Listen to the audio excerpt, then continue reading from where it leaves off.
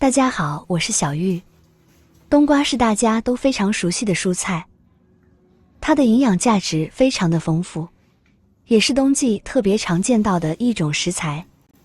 尤其是春天，多吃冬瓜对身体的好处特别多。不管冬瓜怎么烹饪，那么外面的这一层冬瓜皮，我们都要把它取下来。那么取下来的冬瓜皮，你是怎么处理的呢？相信大多数人的处理方法都是想都不用想，直接扔进了垃圾桶里。其实冬瓜皮它的营养价值非常高，在生活中的用处也特别的多。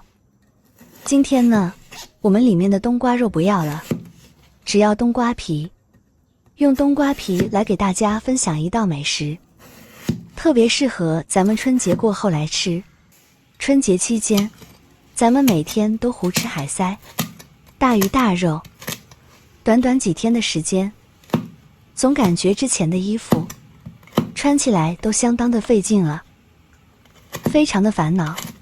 那么不妨试一试今天给你分享的冬瓜皮的这道美食的做法。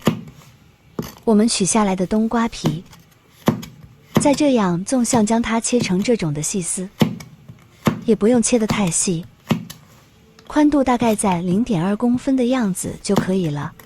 冬瓜的外皮还是比较坚硬的，所以切起来有一点点费刀。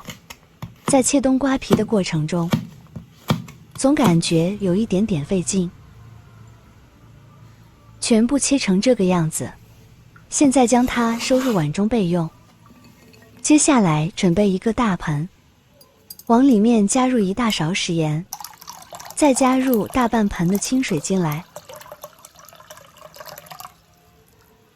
用手将它搅拌搅拌，把水中的食盐搅拌至完全溶解，调成一个淡盐水。接着把冬瓜丝放进来，用你的左手抓一抓，让每一根冬瓜丝都完全浸泡在淡盐水中。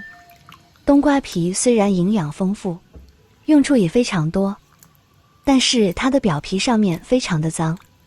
家里面种过冬瓜的朋友都知道，冬瓜的表面其实也有一层白白的像霜一样的物质，而这些小绒毛里面就特别容易附着一些灰尘和虫卵。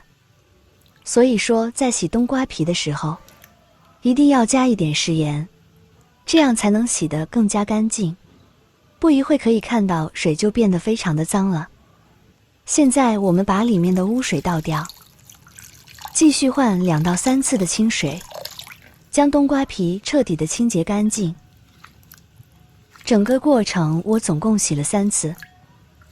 洗干净后的冬瓜皮丝，我们把它放入盘中备用。接着准备一口锅，把冬瓜丝倒进来。此时的冬瓜皮表面含有大量的水分，所以我们把火调到中大火，然后慢慢的翻炒，把冬瓜皮表面的水分炒干。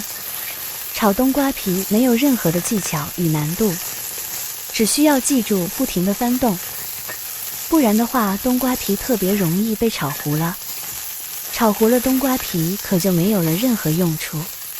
这是翻炒到2分钟的时候，可以看到冬瓜皮表面打上水分，都已经被完全蒸发掉了。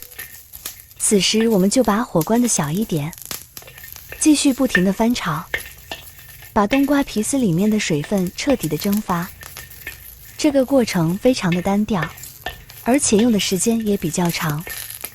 所以说如果你一只手炒累了，那么就换另一只手。好不容易翻炒到我2只手都发酸了，此时冬瓜皮里面的水分也已经都被蒸发的差不多了。可以看到现在的冬瓜皮变得特别的干燥，而且也缩水了许多。刚才拌锅的冬瓜皮现在就变得只有这么一点点了。此时我们往里面加入一把薏米，薏米也是特别常见到的一种粗粮，薏米的用处也非常的多，相信常吃薏米的朋友都知道，我就不在这里多说了。薏米本身就是比较干燥的，所以说我们在把丝瓜皮完全炒干水分之后，再把薏米倒进来，此时刚刚好。继续不停地翻动，把薏米炒香。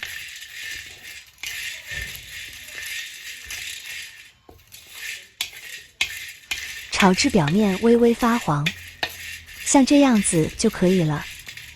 薏米表面出现了开花的情况，现在把火关掉，这样咱们的冬瓜薏米茶就做好了。吃法超级简单，每一次只需要盛入1到2勺的量，倒杯子里面。女性朋友喝的时候，还可以加入2到3粒红枣。接着用烧到180度的开水进行冲泡，冲泡15分钟的时间。利用水的热度，把里面的营养成分和香气充分的激发出来。期间可以用勺子搅拌搅拌，这样味道更加浓郁。泡好之后就可以开始喝了。每天用它代茶饮，效果特别的棒。坚持一段时间后，你就能收获到满满的惊喜了。特别适合咱们过年过节后，这样喝上一杯，特别的不错哦。这才刚刚进入春天，我们从此时开始饮用刚刚好，滋味清香，看起来就非常的有食欲，也超级的好喝，十分的解腻。喜欢的朋友一定要收藏起来试一试哦。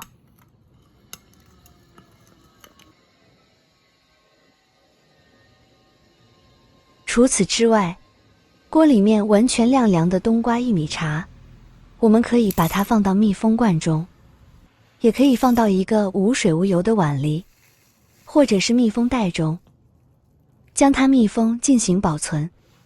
如果是放入碗中的话，最好是盖上保鲜膜，让它处于一个密封的状态，这样可以保持茶叶的干燥，不会回软或者是受潮。